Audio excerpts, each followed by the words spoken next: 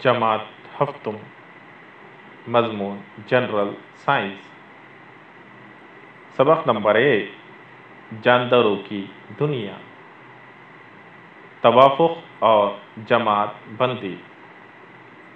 ये सबक काफ़ी तवील है, इसलिए इस सबक को हम 2 हिस्सों में करके पढ़ेंगे। एक हिस्से में हम तवाफुक और नबातात का तवाफुक पढ़ेंगे और दूसरे हिस्से में हम जानदारों का या हैवानात का तवाफुक और जानदारों की जमात बंदी पढ़ेंगे। चंद नबातात में मुख्तलिफ रंग के फूल खिलते हैं। कुछ नबातात पानी में पाई जाती हैं तो कुछ पानी से महरूम रेगिस्तान में उगती। कुछ नबातात खुरबीन के बगैर नज़र नहीं आती, जबकि कुछ बहुत बड़ी होती। कुछ नबातात बर्फानी इलाकों में ही पाई जाती। नबातात की तरह हैवानात में भी तनु पाया जाता है। कुछ यखलवी तो कुछ कसीर खलवी, कुछ फिक्री तो कुछ गैर फिक्री होते हैं। इसी तरह आबी, बर्री, जलथलिए, फिजाई, रेंगने वाले, इस तरह कई किस्म के हैवानात से हमारी दुनिया भरी हुई है। ऐसे माहौल को देखकर ये सवाल पैदा होता है कि जानदारों में इस कद्र का तनु किस वजह से पैदा हुआ होगा। तनु यानी किस्में या फर्क। तवाफुक, हर जानदार जिस माहौल में रहता है इससे मुताबिकत कायम करने के लिए इसके जिस्मानी आज़ा और ज़िंदा रहने के तरीक़े में वक्त के साथ साथ होने वाली तब्दीली को तवाफुक कहते हैं। यानी अगर कुदरती तौर पर माहौल में कुछ तब्दीली होती है तो नबातात या हैवानात अपने अंदर कुछ बदलाव लाते हैं और उस माहौल से मुताबिकत कायम कर लेते हैं। उसे तवाफुक कहते हैं। नबातात और हैवानात दोनों में तवाफुक होता है। सबसे पहले हम नबातात में तवाफुक देखेंगे। आबी नबातात में तवाफुक।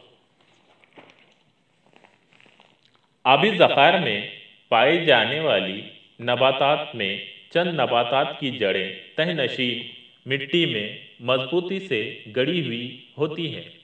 इनके तने पानी में डूबे हुए होते हैं, जबकि पत्ते और फूल पानी पर तैरते रहते हैं।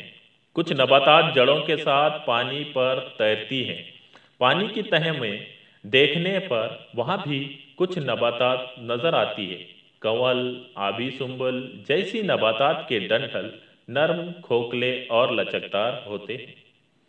अक्सर आबी नबातात के पत्तों और तनों पर पतली मोमी तह पाई जाती है। कुछ नबातात के पत्ते कम चौड़े, फीते जैसे पतले होते हैं, इसलिए ये नबातात पानी के तेज बहाव को बर्दाश्त कर सकते हैं। पत्तों के डंठल और तनों में पाए जाने वाले हवा के खाने इन नबातात को तैरने में मदद देते हैं। जैसा कि आप ये तस्वीर देख रहे हैं, ये तस्वीर कंवल के डंठल की है जिसमें बारीक बारीक सुराख है। ये सुराख पानी में तैरने में कंवल को मदद देते हैं। इसके बाद हम रेगिस्तानी इलाकों के नबातात में तवाफुक देखेंगे। रेगिस्तानी पौधों में पत्ते नहीं पाए जाते या वो बहुत छोटे और सुई नुमा होते हैं या कांटों में तब्दील हो जाते हैं।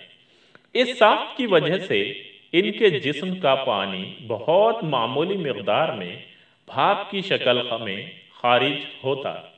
तना पानी और ग़िज़ा का ज़ख़ीरा करता है, इसलिए वो मोटा हो जाता है। पानी की कमी की वजह से तने को शुआई तरकीब का फ़ेल अंजाम देना होता है। इसलिए वो हरा होता है। पौधों की जड़ें पानी की तलाश में जमीन के अंदर खूब गहराई तक जाती है। इन नबातात के तनों में भी मोमी मादे की मोटी तह पाई जाती है। यह हुआ रेगिस्तानी इलाकों के नबातात का तवाफ़ुक़। अब हम देखेंगे बर्फ़ानी इलाकों के नबातात में तवाफ़ुक़। बर्फ़ानी इलाकों की नबातात की टहनियाँ नीचे झुकी होने से इनको क्या फ़ायदा होता होगा, ये सवाल पैदा होता है। देखेंगे बर्फ़ानी इलाकों की अहम नबातात में देवदार, सनोबर जैसे मखरूती दरख्त शामिल हैं।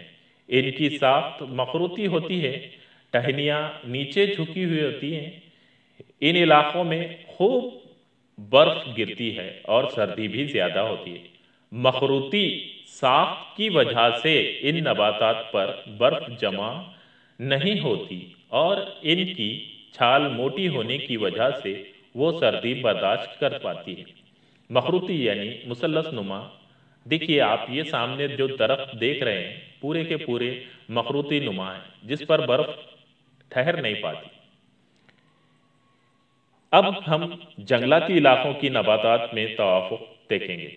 इन इलाकों में मुख्तलिफ़ किस्म के नबातात पाई जाती हैं, जैसे दरख्त, झाड़ियाँ, पौधे सूरज की रोशनी हासिल करने के लिए इनमें मुकाबला आराई होती रहती है। सूरज की रोशनी के हुसूल के लिए दरख्तों की ऊंचाई बढ़ती है। इनके सहारे बेलें भी ऊंचाई तक पहुँचती हैं। कुछ बेलों के तने में कमानी की मानिंद बेल डोरे होते हैं, जो कि तने का तवाफ़ुक़ ही है। जंगलाती इलाकों के बाद घास के इलाके की नबातात का तवाफ़ुक़। घास के इलाके में बड़े पैमाने पर छोटी छोटी झाड़ियाँ और कई किस्म के घास उगती है। ये घास अपनी रेशेदार जड़ों की मदद से ज़मीन की झींच को रोकती है। इस्तवाई इलाके में पाई जाने वाली घास बहुत ऊंची है।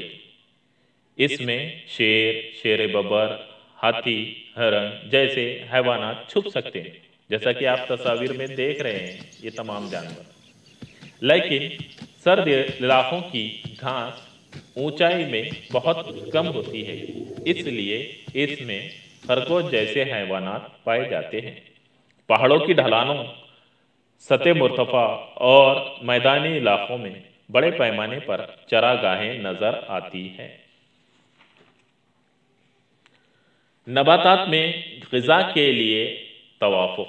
ज़मीन पर पाई जाने वाली अक्सर नबातात खुद कफ़ील होती हैं, यानी ये अपनी ग़िज़ा खुद तैयार करती हैं। मगर अमरबेल जैसी चंद नबातात गैर कफ़ील है, यानी ये अपनी ग़िज़ा खुद तैयार नहीं करती। अमरबेल का जिस्म यानी सिर्फ जर्द रेशों जैसे तने का जाला होता है, इसमें पत्ते नहीं होते, इसलिए ये अपनी ग़िज़ा तैयार नहीं कर सकती। जैसा कि आप तस्वीर देख रहे हैं कि ये अमरबेल किस तरह दरख्त के पूरे पत्तों पर छा गई। इसी तरह फपोन में खिज़रे की गैर मौजूदगी की वजह से शुआई तरकीब का फ़ेल अंजाम नहीं दे सकती। फपोन, जिसे हम आम ज़बान में बुरसा कहते हैं, रोटी, पाव जैसी निशास्ता ग़िज़ाई अशिया से ग़िज़ा हासिल करने के लिए इनमें जड़ों जैसे रेशे पाए जाते हैं। नबातात की नशोनुमा के लिए नाइट्रोजन, फास्फोरस और पोटाशियम की ज़रूरत होती है। जिस ज़मीन में नाइट्रोजन की कमी होती है वहाँ नशोनुमा पाने वाली कुछ नबातात जैसे वीनस फ्लाई ट्रिप, ड्रासेरा, सुरैया पौधा कीड़ों का शिकार करके नाइट्रोजन की ज़रूरत पूरी करती है। ऐसे पौधों में कीड़ों को राग़िब करने और इन्हें पकड़ कर रखने के लिए पत्तों या फूलों में तवाफ़ुक़ हो जाता है। डिस्कवरी चैनल पर आप इसके वीडियो देख सकते हैं या यूट्यूब पर भी आप इसके वीडियो देख सकते हैं। हैवानात के तवाफ़ुक़ के बारे में हम अगले वीडियो में मालूमात हासिल करेंगे। तो मिलते हैं। अल्लाह हाफ़िज़।